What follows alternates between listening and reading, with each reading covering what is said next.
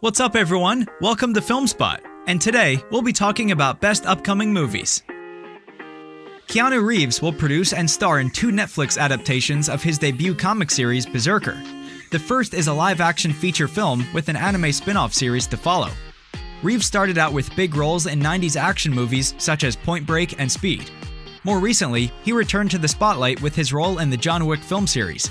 It's no surprise that Netflix chose to pick up Brzrkr, especially considering that it has his name behind it.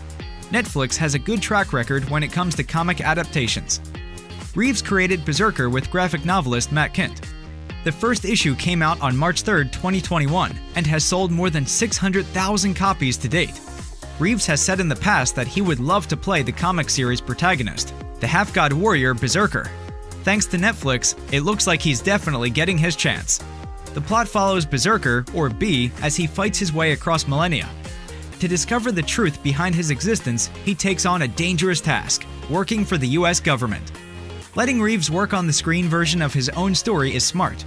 If they want to expand the series universe, they'll need its creator to be front and center. Of course, it helps that Keanu Reeves is a big name. With The Matrix 4 coming to theaters and HBO Max later this year, he's likely to keep being popular. And the two more John Wick sequels are on the way, proof of his continued success. Pierce Brosnan is taking on his first role as a superhero. The actor has been cast as Dr. Fate in DC and New Line's Black Adam alongside Dwayne Johnson, who is playing the titular role. Brosnan, known for being one of only a handful of actors to inhabit the James Bond mantle, is the last key member of the roll call for the big screen debut of the Justice Society. Dr. Fate, also known as Kent Nelson, is a founding member of the Justice Society who gained superpowers through putting on the magical helmet of fate. The casting of Brosnan completes the lineup for the Justice Society of America, with Aldous Hodge playing Hawkman, Noah Centineo as Atom Smasher, and Quintessa Swindell taking on Cyclone. Paramount is developing a new Transformers movie that is separate from the main franchise. The Hollywood Reporter is reporting that Paramount is still developing more Transformers movies. This new film will take place separately from the established Michael Bay series. According to The Hollywood Reporter, Paramount has hired Marco Ramirez, the showrunner of Marvel's The Defenders, will be writing the script. At this point, there are no plot details available regarding the new Transformers project. The film won't be taking place in the same universe as the rest of the Transformers movies that have been released to this point. There's another Transformers movie on the way from Creed II director Stephen Caple Jr., and that project will follow the other 6 titles in the franchise. Ramirez and Soto's project will be separate. In addition to the 2 live-action films in development, E1 and Hasbro are also working on an animated Transformers series for Nickelodeon. A new production listing reveals Marvel's Captain Marvel 2 star Brie Larson will start shooting in London and Los Angeles on May 31st. The sequel will be directed by the Candyman Reboots director Nia DaCosta. Captain Marvel 2 will be set in the present day as opposed to the 1990s setting of the original movie, and will take place after the events of Avengers Endgame, which saw Captain Marvel arriving at the last minute to save the day, complete with a fancy new haircut.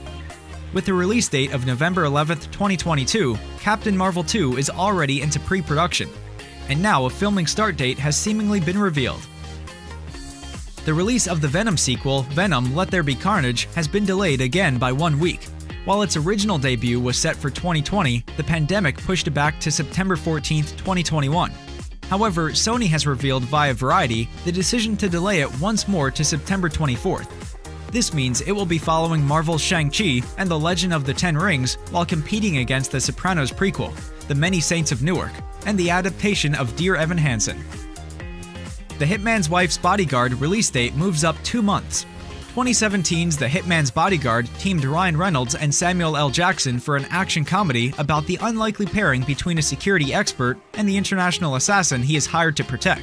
The movie was a modest hit with $176 million taken at the box office on a budget of between $30 and $69 million.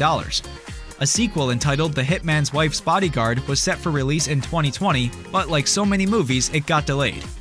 Now, as COVID vaccinations continue and the world is beginning to open back up, movie studios are moving release dates up instead of pushing them back. Lionsgate has joined this rush to fill theaters earlier than expected by moving up The Hitman's Wife's Bodyguard to June 16, 2021. The film had been slated to release in August before the change. The new June 16th release date for The Hitman's Wife's Bodyguard should give it a chance to perform well at the box office, as there are no other major theatrical releases planned for that week. At the time that Stallone revealed his involvement in the DCEU movie, the movie was already done filming, which left fans to wonder who the A-list action star was playing.